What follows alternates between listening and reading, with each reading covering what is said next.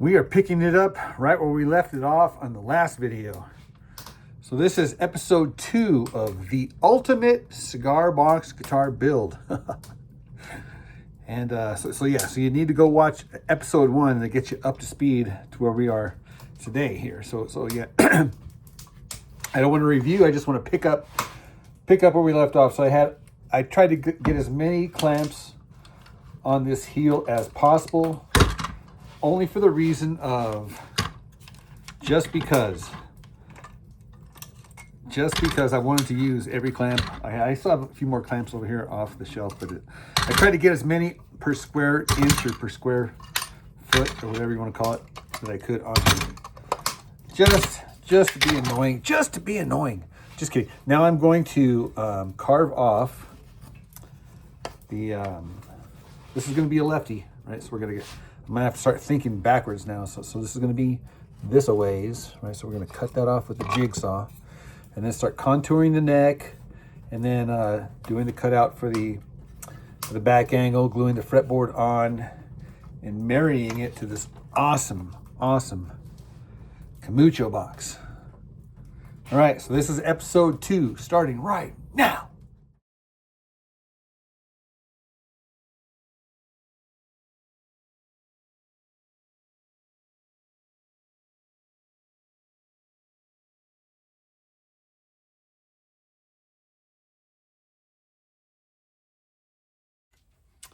Well, that wasn't so bad. Yep, so that is it's a shark tooth there. So I'm gonna go back and refine these lines, make all the contours voluptuous, and then of course carve the back of the neck and the heel. So we are on our way, guys. We are underway and on our way. This is a lefty. Gotta keep that in mind, dude. Lefty. So you guess it, it's nighttime and I'm outside here at the router table. So a couple of reasons why we do the router table outside. Number one is it's messy, man. This thing just throws sawdust and wood chunks everywhere, dude. So if I'm outside, then I don't have to worry about cleaning up necessarily. Number two, it's loud and obnoxious. Those blades are expensive, man. This is a half round. You can see the smoke coming out from a fireplace. Okay, now the problem with these guys here is that whenever you have like these wings or these extrusions here from this plane, it's hard to route this corner here. This, you know, I'm saying it'll come up here, but then it's going to hit this edge and then kind of lift up, so you're not going to get the route right here tight. Same thing if you do it on the back side, then you're going to get this bump right here. So we can route all up and down here, but then right here we're going to have to go back and do it with the file. So that's just the way it goes whenever you're doing this style of build. I'm sure there's other ways to do it that are probably way more effective, more efficient than this way here, but this is the way we're going to do it here. Here we go. Time to get rowdy.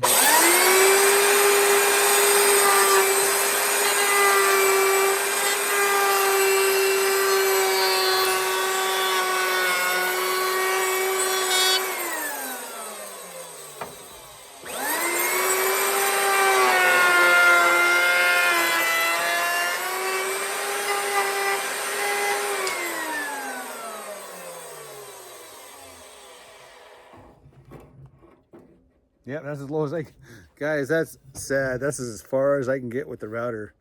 Ugh. All right. So I'm just gonna start hand filing this. Now there's a pluses and minuses to hand filing. The pluses are it's therapy. The minuses are it takes forever, and you gotta have some strong muscles.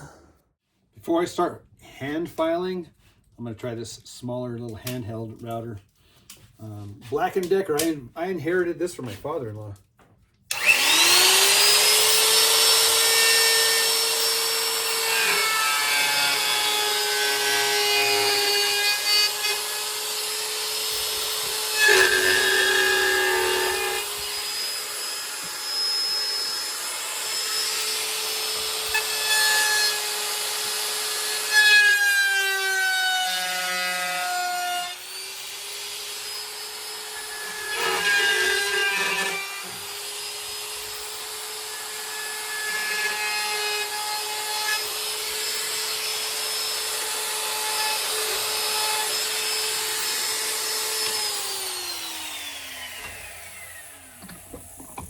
Still not perfect, but that just means a little less hand filing.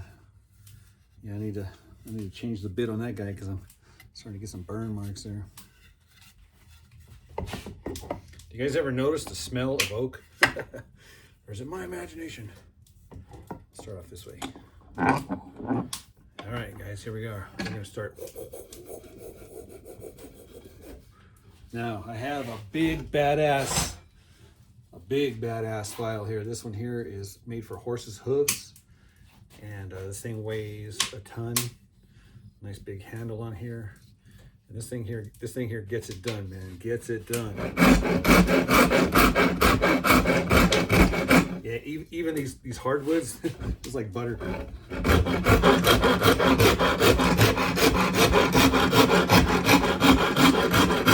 Wow.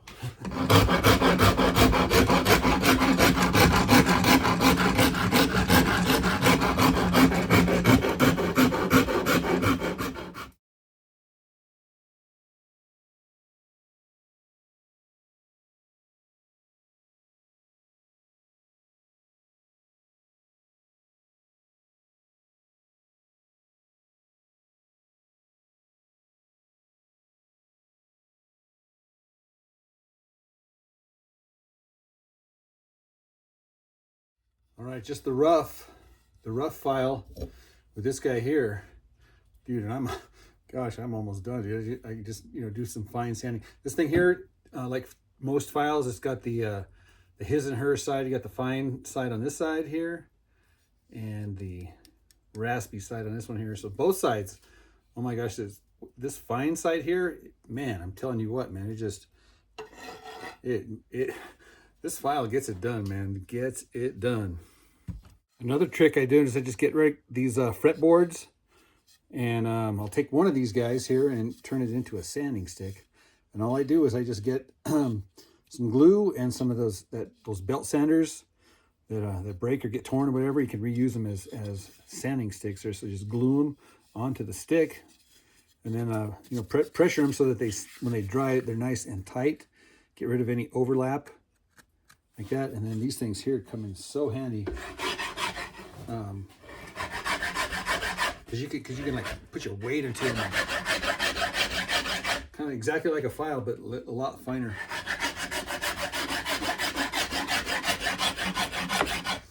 So this is good at getting rid of the file marks.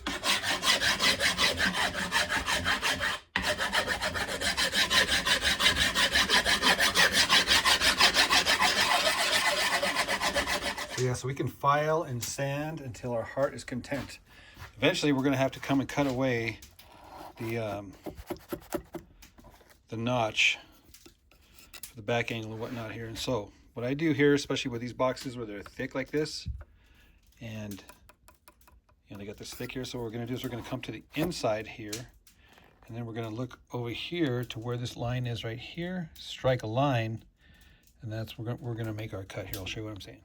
So first thing I do is I put the neck on an angle, and then bang it up against the inside.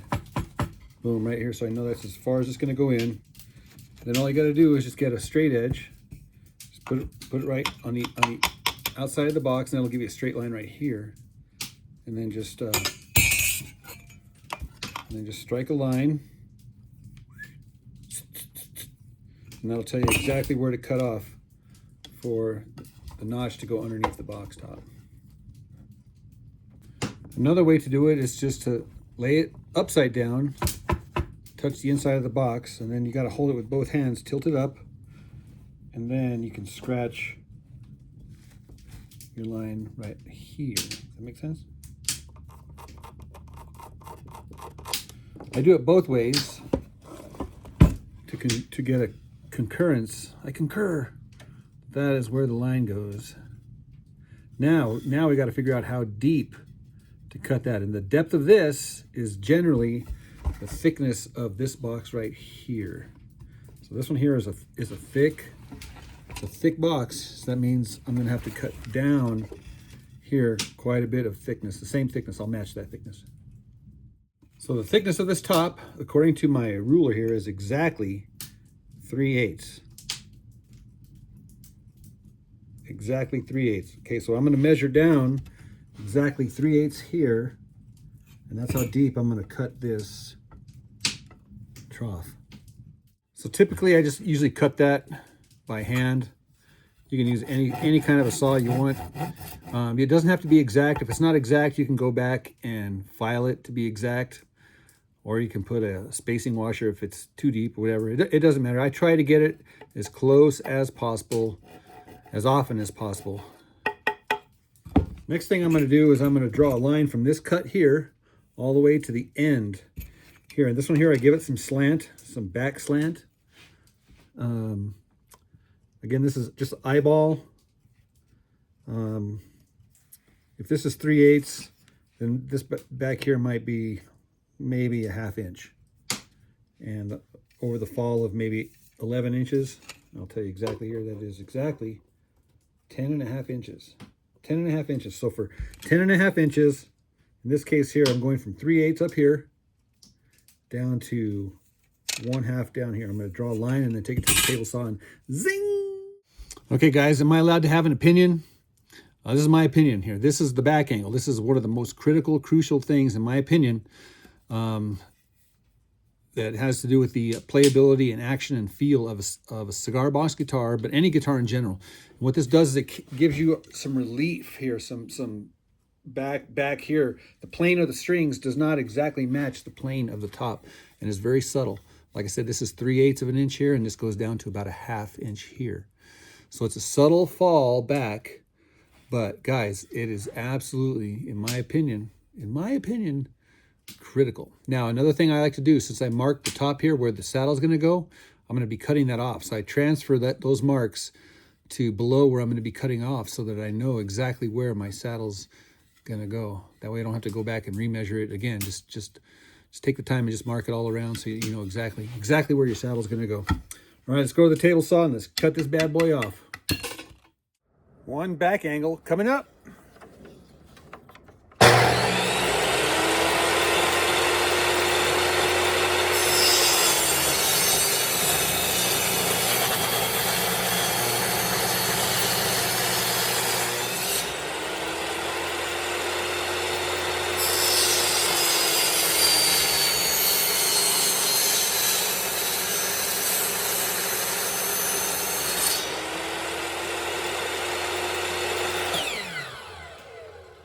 All right, let's take it inside and finish it with the real saw.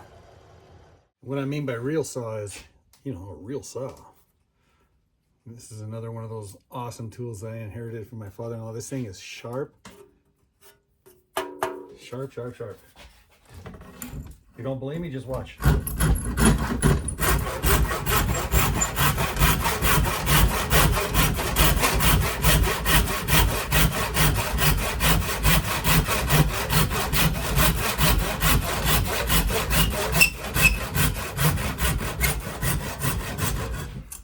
Ta-da!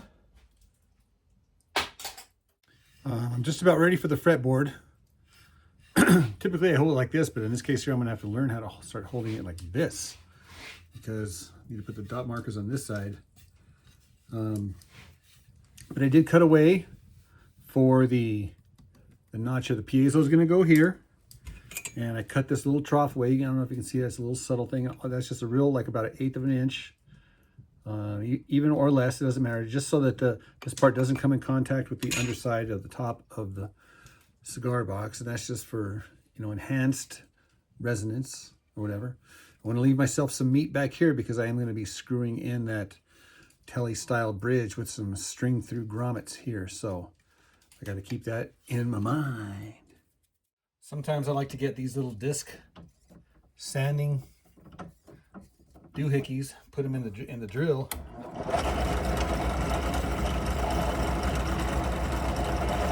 Depending on the thickness, you can get different arcs, and then just fine tune all your like curves and radiuses.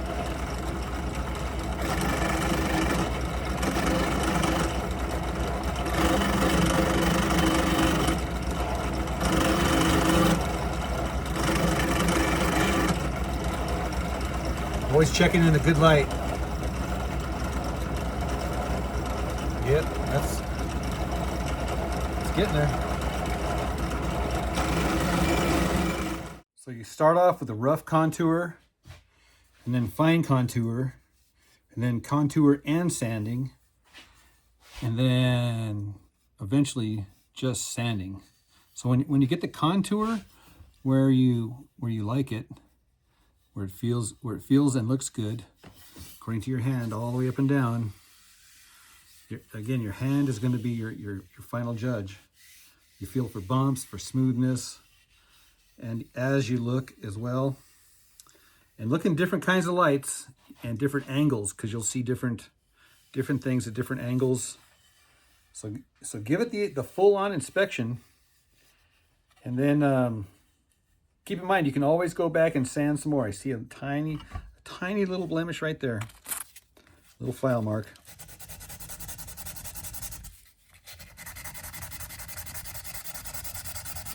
Again, this is still just the rough. I'm going to go back with a real fine grit sandpaper.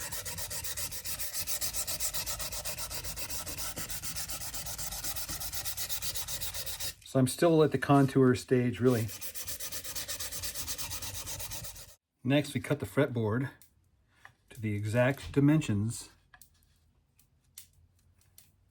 here, right? So now we're going to take our fretboard and our fretting template over to the fret saw right there.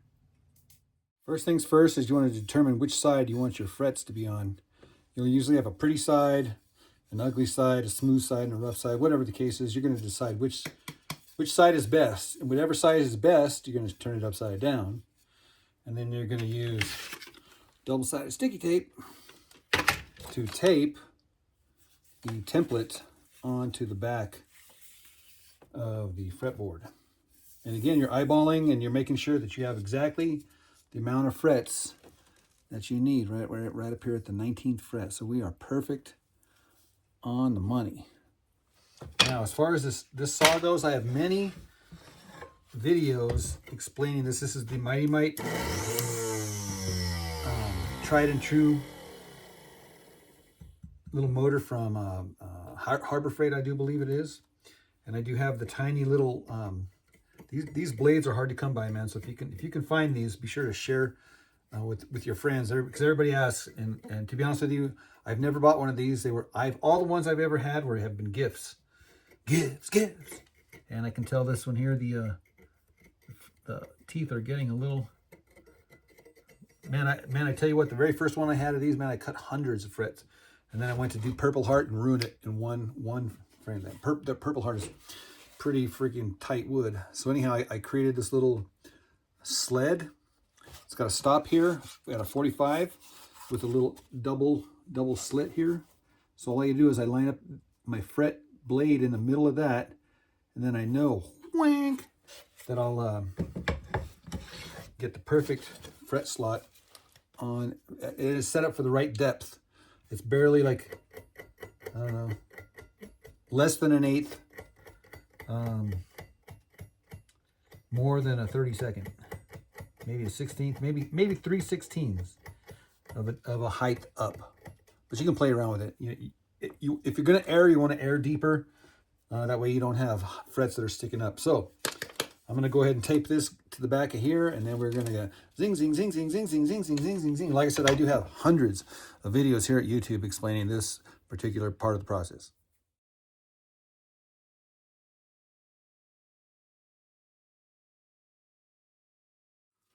I'm almost done. I just got a few more fret slots to do here at the end. But I wanted to show you kind of just real quick, literally real quick, how I do it. So start at one end and then work your way the other. Don't go back and forth, and don't.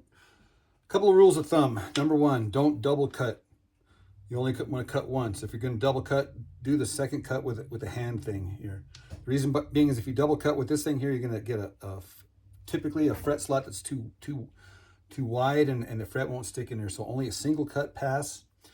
Now what I do here is I line it up with the fret slot that I need to cut, and I'm looking straight down, and I line it perfectly in my alignment target, right? And then I go fast, whack! I don't waste around. In fact, I bang the wall back here, bam!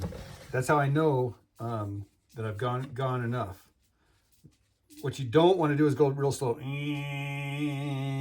because that's just going to burn the wood, ruin your blade. And if you burn the wood, then also that wood's weak now and it's not going to hold the fret. So you want to cut fast and furious, man. So this is an example here. I'll cut the remaining 1, 2, 3, 4, 5 frets. Here we go. Let the motor ramp as fast as it's going to go.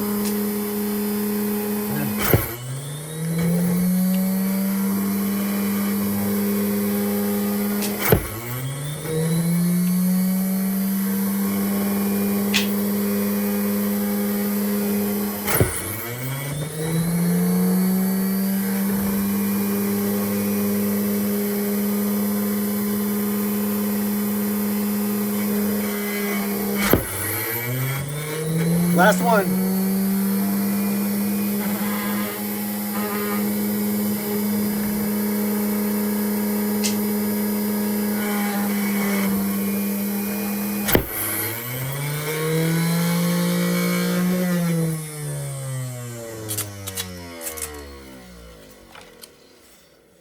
There you have it. There you have it. Now we'll take this thing, sand it, and then glue it to the neck. So a lot of times when my glue gets kind of down here and these things get clogged, what I end up doing is I'll just cut the top off. It's like, enough of that noise, dude. I ain't got time to mess around, dude. So I just cut the top off, and then I get a cup and I use the cup as like my new lid. So that keeps it fresh. And then this way I can just grab whatever glue I need to, and I don't have to wait or clean out the tip anymore. So when I do these fretboards, I'm kind of generous with the glue. There's really no reason, because you just got to clean it out later. All the spooge, all the squeeze out. But I like to, there's like a moment when it becomes just tacky enough, almost perfect.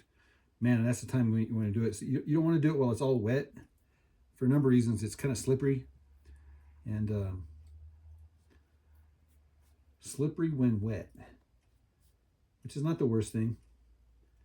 But it's just been my experience to kind of let the glue set just a little tiny bit, just on this side of tacky. You know what I'm saying? Not 100% tacky, but definitely not 100% wet. And what I do is I kind of do both sides.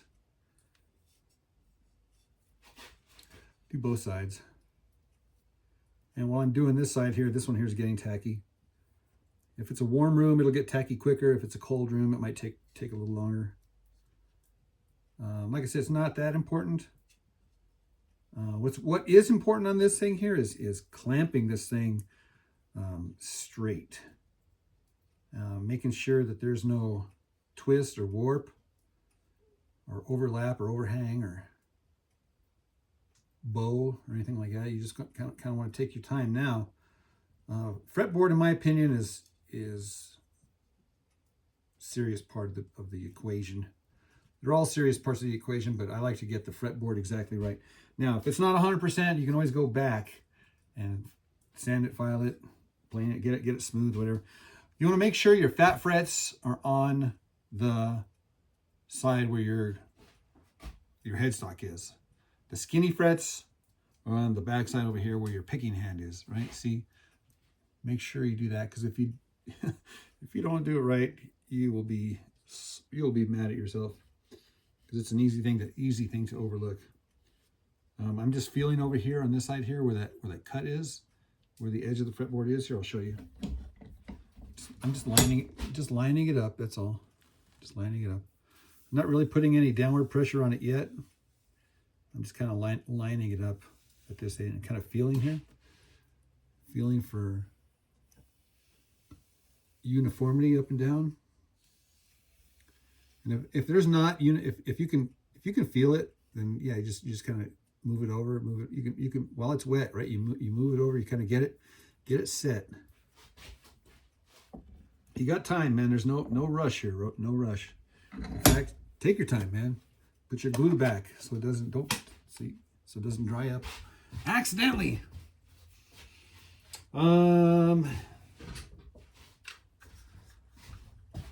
I could do is I could get another piece of wood, another piece of flat wood, and put it on top of here and then clamp that to that.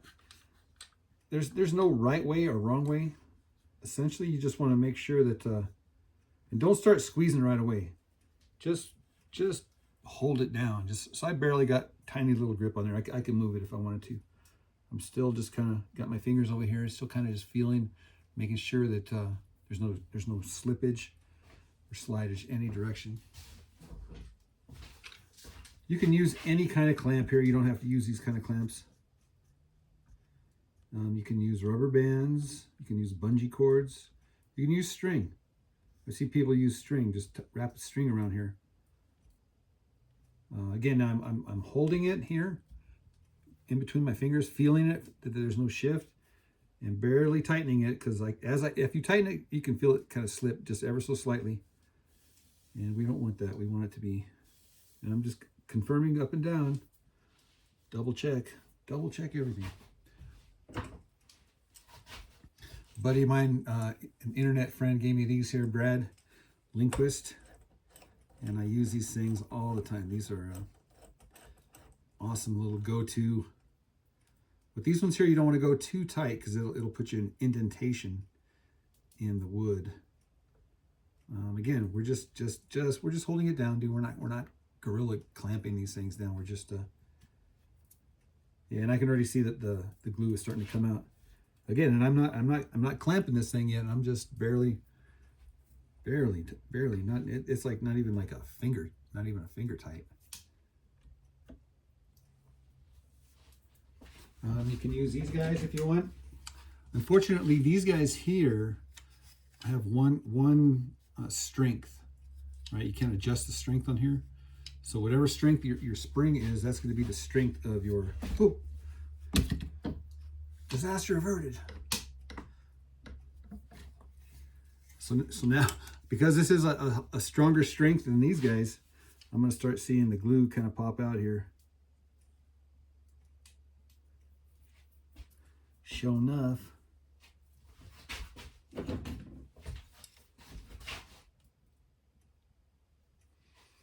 What I like to do also is just get down here on the level here and make sure that my plane is perfect, and it is. So that makes me happy. And then just a damp cloth with some H2O. Kind of run it along here and get rid of that excess glue that's coming out. This is all basic math, guys, basic math. And while I'm running along my finger on there, I can feel how smooth it is. It's exactly what I want. Now to get the glue out on this side is a little more tricky because I got to go around the clamps. But hey, it's worth it. It's worth it. Again, take your time. No hurry, dude. What's your hurry? You got a deadline or something? Maybe you do. I can see this guy here needs a little more something.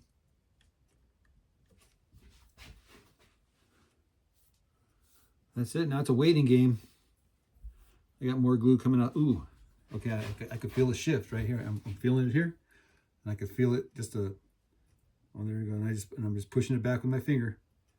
And I give this guy a little tight. So yeah, because remember this guy wasn't tight. Okay, I'm just barely tightening it again. I kind of felt it was like a tiny little shift, and barely just pushed it back. Got the feel again. So it's good. Yeah, we're all good everywhere. We're good. Still got spill out coming out here.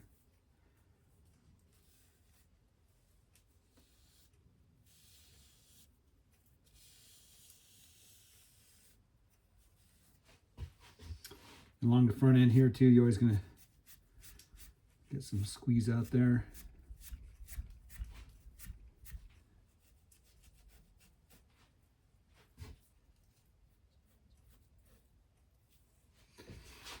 Right now it's a waiting game.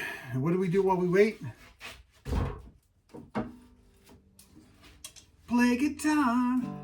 Yeah. A few moments later, 2,000 years later, one eternity later.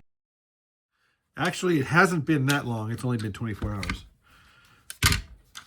For me, anyway. For you, it's just been a few seconds. But anyhow, so this fretboard has sufficiently had time to dry. I'll go back and continue sanding, and then we will we'll proceed. We're just gonna pick up where we left off. Oh yeah, I keep forgetting. We're lefty here, guys. We're lefty. Next, we are going to cut out the notch. Keep in mind, this is a lefty. If this was a right-handed instrument, it would be on this side here, but because it's a lefty, we're gonna start doing everything opposite. So remember that the top of this thing here is the same thickness as the cutout here, right? So all I do then is I just take my neck and I lay it down on top here so I can see it here. Just lay it down so that I can see exactly where that fretboard is going to sit. And then I just strike a line underneath here on the bottom that says where I need to cut. And then I get a sharp saw. You can use any saw or whatever you like. You can use these little center finders here from CIGAR to just make sure that they're the same thickness as your one by. A lot of times they're not the different thickness areas. So if you're going to use this thing here, just make sure. But this will help you at least get in the ballpark. And then, like my buddy from Australia said, strike a line. And it just so happens that we're going to be cutting out the kinetic cut out of this box here. So after I cut the two lines coming down, the one across here, a lot of times what I'll do is I'll just get my drill and I'll just like put like little holes, like a postage stamp, right? And then even kind of drill them at angles, whatever, just whatever, just to take that material out.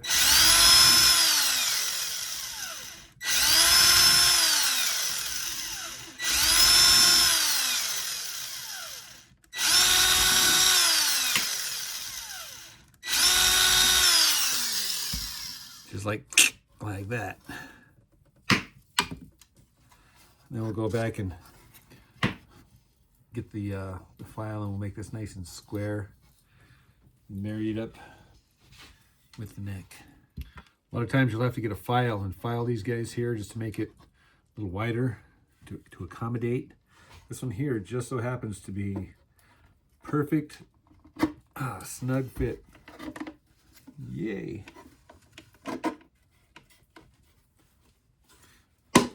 All right, things are taking shape. Another one of the drawbacks of using this style of bridge here is that the holes don't line up with the wood underneath there. And if you do a little wing on there, the screw hole is going to go right in between the wing and the screw hole. So it's kind of like, so if you are a manufacturer of these things, do us all a favor and bring in your screw holes just a tad bit so that they can sufficiently be injected into this inch and a half. Standard, this is a standard cigar box guitar neck, but as you can see here, these holes are just off. Dang it. Dang it. So because this top is so thick, I probably could just screw this guy right into the top here, but I've heard, I don't know yet for sure, but I've heard that these are MDF tops. So if that's the case, either way, I'd rather be safe than sorry. So we went ahead and glued on these wings here. These swings, you know, just to be extra secure. Next, we're going to try to do the inlays here, the paduk. Am I saying that right? Padok.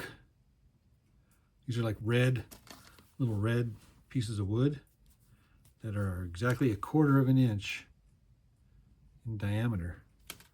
So I get my trusty 1/4 inch bit.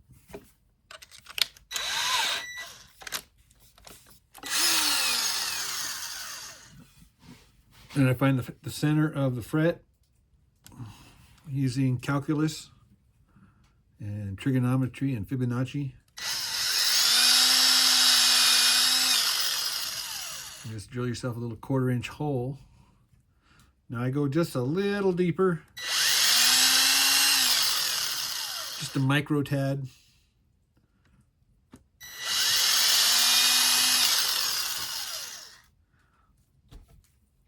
And then I'm going to drop a bit of glue in there. So first off, I want to kind of measure it. I don't want to stick it in here. I'm just eyeballing it, and it looks like it's good here. So again, going back to our trusty source of glue and a toothpick, just a tiny, minuscule little dab.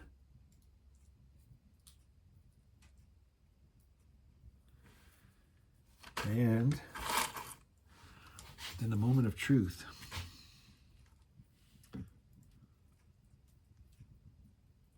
Oh yeah. Now look at that.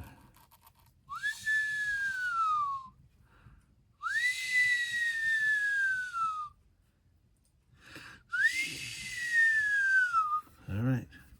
Let's get to it. Another little trick I like to do is, instead of pushing them in with my finger because they might go in too deep, and if they go in too deep, then they're in too deep. So what I do is I get a little flat board, and I just barely put that thing in there, and then I get the flat board, and then I push it down with the flat board so that it only goes down to that level and stops. And then I just let it dry, wipe off any excess glue or whatever, and now I'll do some dot markers here on the top. You guys remember when I came up with that slogan, 6 strings or 3 strings too many? I do believe that these shirts are for sale below. There's a Teespring. It's getting hot in here. I'm melting.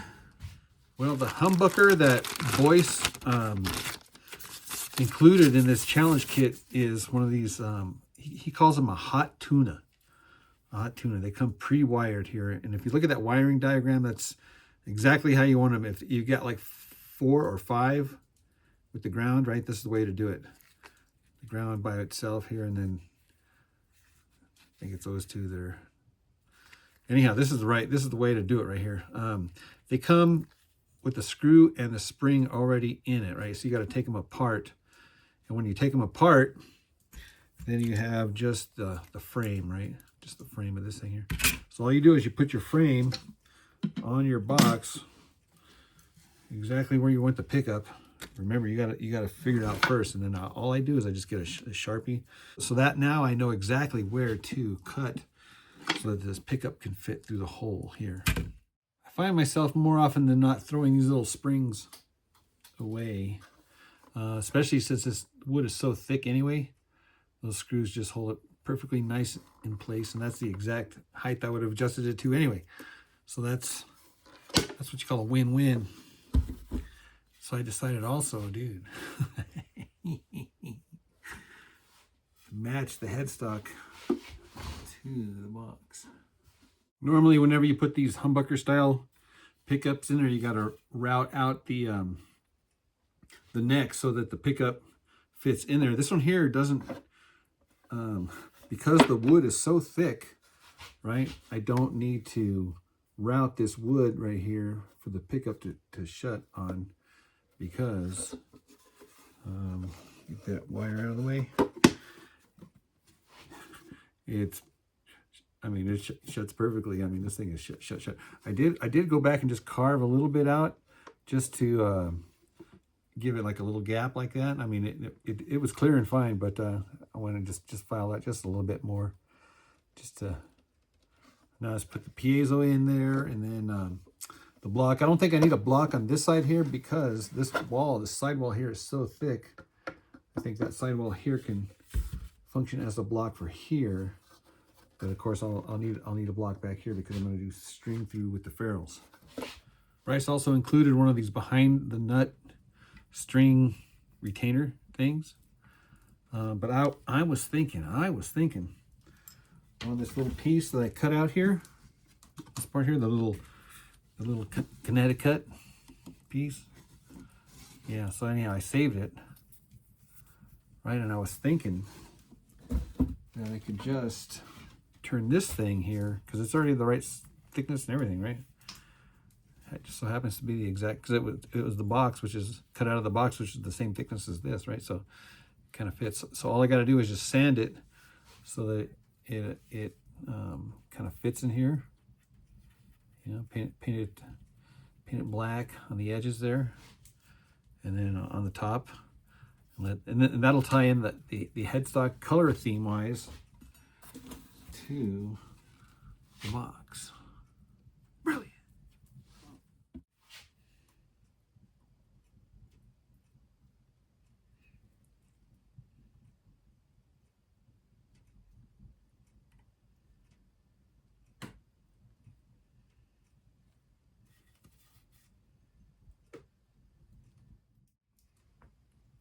So that's what that'll look like. Of course, I'm going to gloss this headstock so that it matches the box here in gloss. Look how red those dots are. My gosh, those dots are red. Next up is this chrome pickup selector volume, tone, and three-way switch from CIGAR. So what I ended up having to do was just draw. Again, this is going to be lefty, so it's going to be backwards. So it's going to be here. And I had to figure out that I want the switch in the middle, underneath, or do I want the volume, or the tone actually, the tone here. I'm thinking it might be better just to have the switch there, because that's right, we're going to be strumming anyway. So you have that switch. I don't know, maybe the volume, I don't know. We'll see. That is a bridge that I'm going to cross next here. But first thing I got to do is I got to mark this thing out and cut it out, because again, this is so thick that there's no way that I can just drill a hole with this thing here. So this is going to have to go all the way in there with enough, meat on either side to screw this in. A few moments later, 2,000 years later, one eternity later. So I clamped this bad boy down, taking good care not to scratch it, keep everything clean. And then drilled a couple of pilot holes, and then got out the old tried and true. Went all the way around. Now what I'm doing, because I don't want this surface here to scratch the top there, so I've just been kind of doing it in the air. I know it's kind of dangerous, but just been kind of like floating it, and then being real intentional as far as being careful.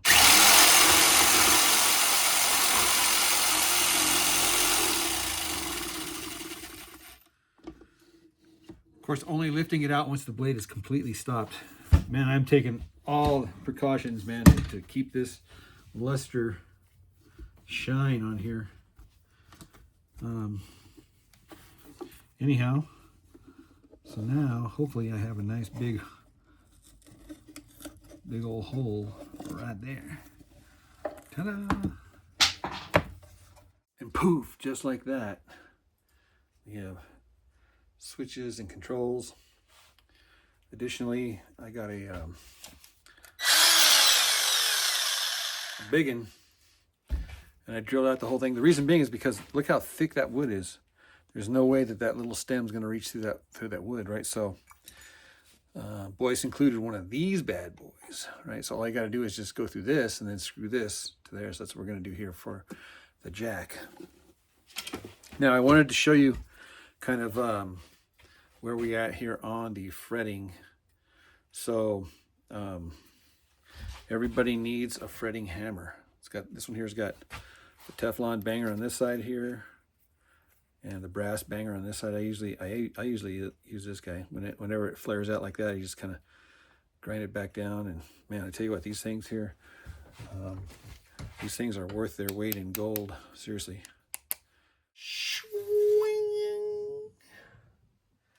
I love these long country mile fret wires.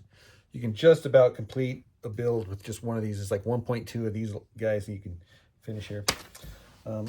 What I do is I have a rhythm, and I would recommend whatever rhythm works for you to define it, stick with it. And just for an example, like for me, I always work on the bass side as opposed to the treble side. Now, since this is left hand, it doesn't matter. I guess that's actually going to be backwards. But either way, as far as building the neck here, that's just every neck for me is the same. This is the way I work. So what I do is I'll do like a little pre-cut, little back cut, just because it comes straight. I like a little back on the tang. So on the bottom part, the part that goes into the wood there, I cut that back. And the reason being is because in the future, if it's straighter going forward, then you'll get little pokies sticking out here. All I'm doing is I'm hedging my bets that I'm not going to get any pokies from these frets. So I cut it back on the back side this way, ever so subtly. And then, where's my hammer? Did I put that sucker away? Oh, here it is. Get my bang bang. Oh, here's the other one. And I'm just setting the fret in the slot, and then I tilt it up so it's straight up and down to the slot. Oh, first thing that I failed to mention is, dude, you got to go back and clean out your slots here first. Make sure all your debris is out of there, like whatever. It doesn't matter, like sawdust or steel wool stuff or paint or oil, what I mean, stain, all that stuff just gets in those holes. We want our slots to be absolutely clean, 100%. Because if there's any debris in that, then the fret's not going to go in there, and you're going to get a high fret, and it's going to cause buzzing, and you're going to be frustrated. So don't neglect to clean your slots. Bang, bang, bang. So again, the underside of this thing is pointing back. That way, when I take off the top there, it's going to be nice and smooth on both sides. So now the same thing over here. We are going to now these nippers here have no bevel. They're just flat there. No bevel.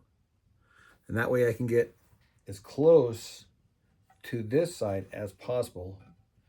You know, if it's got a bevel, then you'll have to go back and cut that meat off, right? But this one here, yeah, and you can go back and feel it, and you can see, man, it's a perfectly flat cut, exactly the way you want it. Exactly the way you want it. So let me finish this up here, and then I will show you kind of how to treat the edges of the frets here. Well, for those of you who are curious, 17 frets is what I got out of one piece of this fret wire. 17 frets. So now I just need 3 more here, and then this guy will be done. Okay, call me crazy, probably because I am. One thing I noticed here, so I have this fret wire here. It's stuck in here, and then it reaches all the way over here. Wang! So you can see that, right? One thing I noticed is that these guys produce tones. Seriously, there's tones in here. And you can almost tell when I shorten it that the tone changes.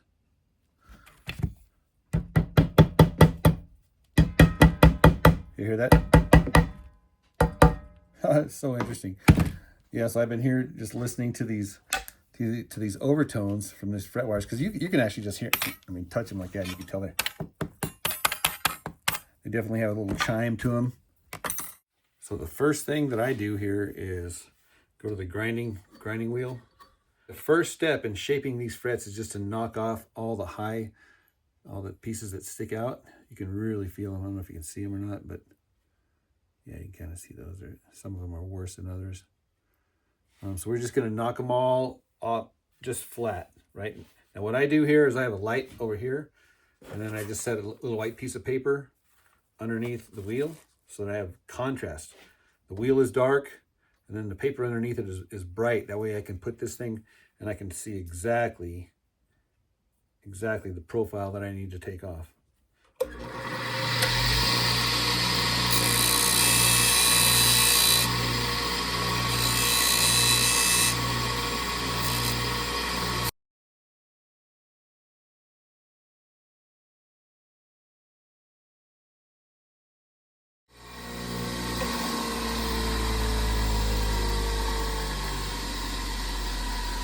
And I just feel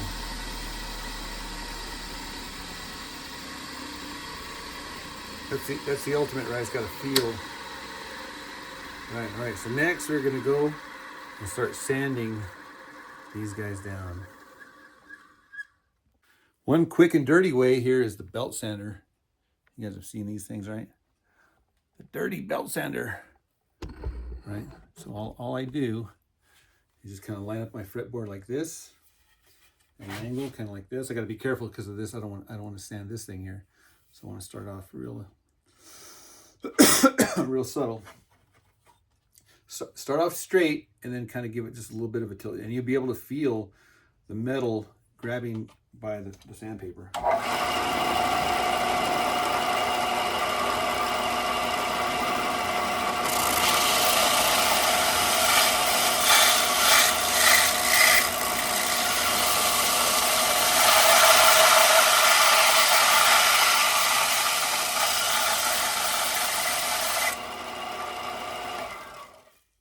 And you can actually feel it. You can feel it. But I tell you, when you eyeball that thing, all the frets are uniform and perfect. So this here is a kind of a cool little trick. And of hand tools, there is no end. You can actually make one of these bad boys here. You can set it up for any angle that you want here. This one here, it just happens to be set up for the angle of the fret wire here. Now, so again, you could pick any angle that you want here, and this thing just rides back and forth, just right. And again, you got to use all your senses here. Feel, you got to feel it. The sound, what does it sound like? What does it look like? You know, I mean, there's a lot to it, really. You can actually get these also at cbgitty.com here. And I would recommend definitely having one of these things here because, man, you never know you never know what you don't have until you need it, right?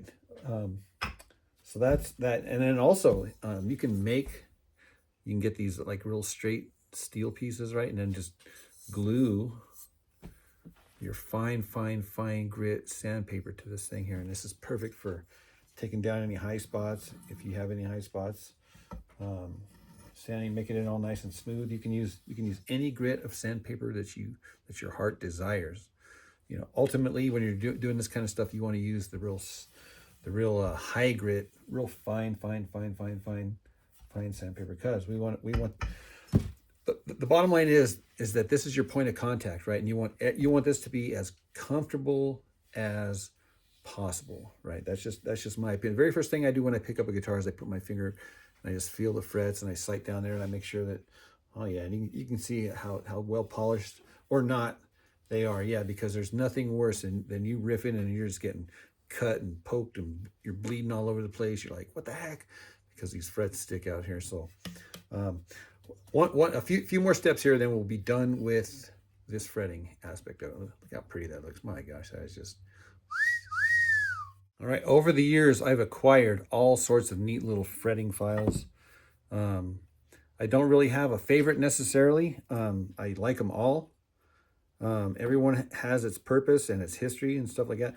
I started off just getting a whole like bunch of these tiny little files from like Harbor Freight. This is like years and years and years ago. Look how rusty that thing is. And what I did is with my grinder, I grinded off the roughness of the edges, leaving only the top and the bottom. So if you look really closer, you can see that the top is smooth. It's kind of rusty, but it's smooth. And then the same with the bottom there. You can kind of see. I can go back and polish it.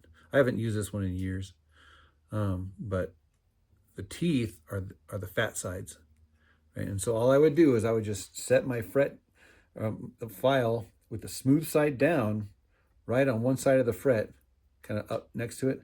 And then I just go up and over in one movement. Just like that. Up and over.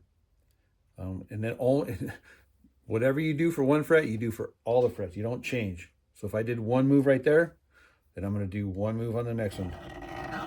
One move on the next one. One move on the next one. One move on the next one, etc.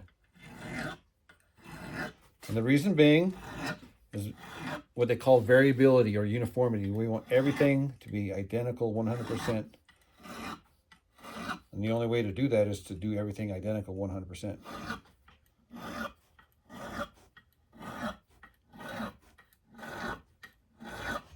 Okay, I got all those guys. See how I didn't stop in the middle of it, because then it's like, I got to go back. Where did I lift it? Oh, I got double on that one or missed that one, whatever. So whatever you do for one, you do for all of them. Let me show you what that looks like straightforward here. Yeah, up and over. Okay, so now I'm going to go in the reverse and get the other side, but it's the same movement. I get the flat side here, which is smooth, and I put it right up against the fret. And you don't have to like push really, bear into it. Just whatever touch. It's kind of a light touch. You're actually going to let the file do the work. You're just kind of guiding it. So I go up and over, just real quick, just like that. Up and over. Another awesome tool to have in your fretting arsenal is this one here. This is like a circular concave file. And it's got the teeth on the inside, and it's smooth right here on the outside. So this part here that's smooth can ride over the wood of the fret, right? And then you can like tip it up and get the teeth to like crown over the fret part right there. And again, it's just one move, and you're kind of going up, just kind of down. And you can actually see right now I got my eye here, and it's at an angle to the light. So as soon as I can tell exactly how each one is getting, how it looks, I want them all to look the same. And of course, the Fret Guru. This is the same thing. So it's got a rough side and a smooth side and a rough side and a smooth side. So it's like a square tip, but every other side goes smooth to teeth, smooth to teeth.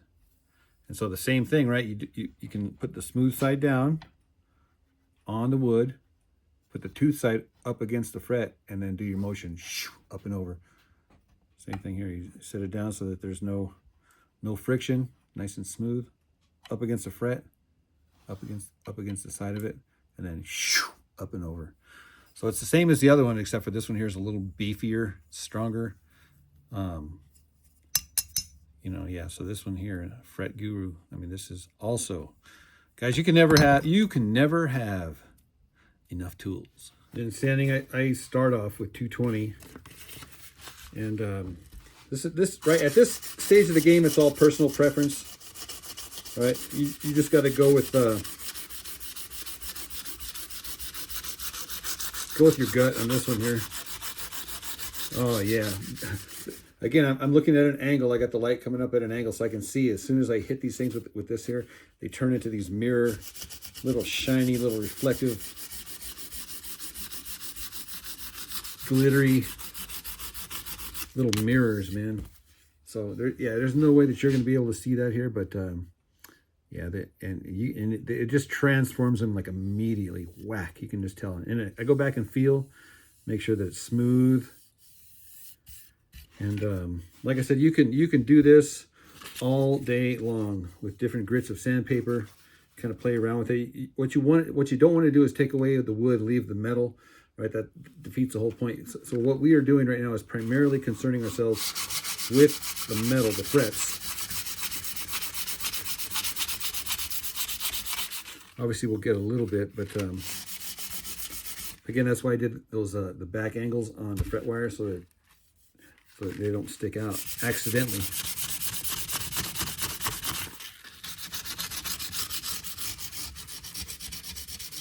Yeah, and you can also feel it. You use your thumb here, your calibrated thumb, and you can tell the feel because you're looking at it and seeing the reflection at the same time. You can feel with the thumb. It's like, okay, it even feels smooth. So not only does it look smooth, but you can feel it. Plus, you can also hear it. You can hear that it's not taking away the material. Yeah, I'm looking down here. Man, this is exactly what okay, so now we're just gonna like polish the sucker up, clean it up. Yeah, I'm ready. I'm just about ready to knock this thing up here. All right, guys, that is it for this second episode of the ultimate cigar box guitar build. Be sure to tune to the next episode where we will finish it up. We'll put on the tuners and of course the bridge. Oh yeah, there is going to be a psycho knob on here as well. Nothing like a little psycho knob. All right, guys, that's it. So be sure, guys, to check out the affiliate links in the video description below with product codes for discounts for all your cigar box guitar wants and needs. All right, guys, we'll see you in the third and final episode of the ultimate cigar box guitar build. All right, guys, until next time, keep in mind that indeed 6 strings are 3 strings too many.